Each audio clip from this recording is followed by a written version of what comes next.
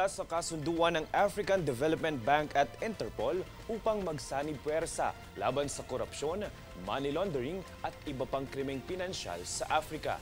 Layo ng kasunduan na pag-ibayuhin ang investigasyon, palitan ng kaalaman at bumuo ng mga hakbang upang pigilan ang umuusbong na banta ng panlulokong pinansyal.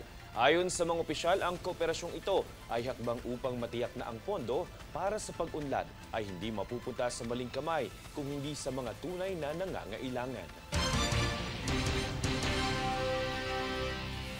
Sa mga kababayan natin sa Pakistan, kanselado muna po ang consular at overseas voting sa Lahore, Punjab, Pakistan dahil sa lumalalang alitan ng India at Pakistan.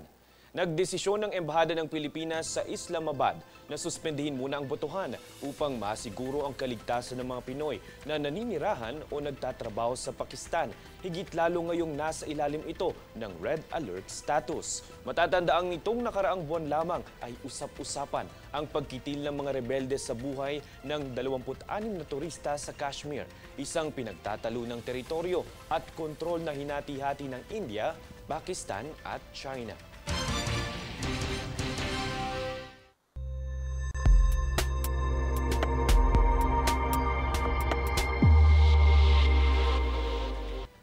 Bago pa umalis ng bansa patungong US, inihayag ni Department of Trade and Industry o DTI Secretary Cristina Aldeguer Roque na makikiusap ang pamahalaan sa US na pababain mula 17% ang reciprocal tariff ng Philippine export sa zero.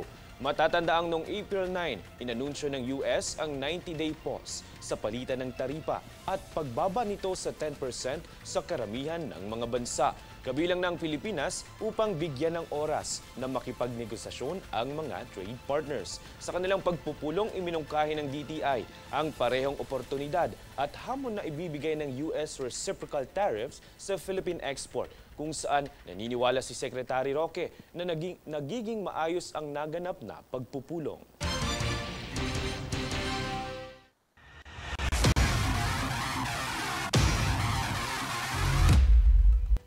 Muli na namang nag-ingay ang pangalan ng Pilipinas sa international meet. Makaraang hubakot ng gintong medalya ang dalawang Filipino young weightlifters na lumahok sa 2025 IWF World Youth and Junior Championships sa Lima, Peru nitong kamakailan. Triple gold ang nalift ng Filipina lifter na si Jody Peralta sa Women's Youth 55 kg category, kung saan kanyang dinomina ang snatch round sa 84 kg lift. Gayon din sa clean and jerk na may 104 kg lift at nakapagtala ng 188 kg overall lift. Habang ang Filipino lifter naman na si Albert Ian de los Santos ay bumuhat ng 2 ginto sa men's junior 67 kg, makaraang masnatch ang 134 kg sa ika-4 na pwesto at pamunuan ng 175 kg clean and jerk round, kung saan nakapag-lift ito ng overall na 309 kg.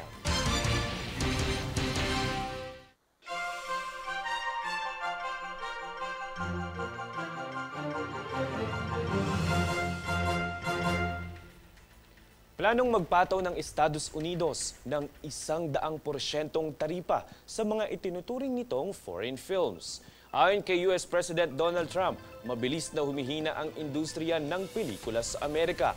Tugon ito ng pamahalaan ng Amerika bunsod ng pagbibigay ng incentive ng ibang mga bansa sa mga filmmakers para mag-shoot ng pelikula. Ayon naman kay Trump, magkakaroon siya ng dialogo sa iba't ibang Hollywood executives para sa konsultasyon. At narito ang recap ng mga nagbabagang balita ngayon. Sa ulo ng mga balita, COMELEC pinabulaanan ang pagbabago sa petsa ng halalan. DOH na bahala sa sunod-sunod na insidente ng banggaan. ABP Party List, hinimok ang COMELEC na ipasa ang resolusyon sa legalidad ng kanilang partido. Treason, espionage, posibleng harapin ng Infinitus Sphere. DTI hihilingin sa US na pababain ang taripa ng export ng Pilipinas. Consular overseas voting sa Pakistan, maaantala dahil sa tensyon laban sa India. Patas at pantay na balita, komprehensibong ulat para sa pulso ng masa. Ito ang News Force.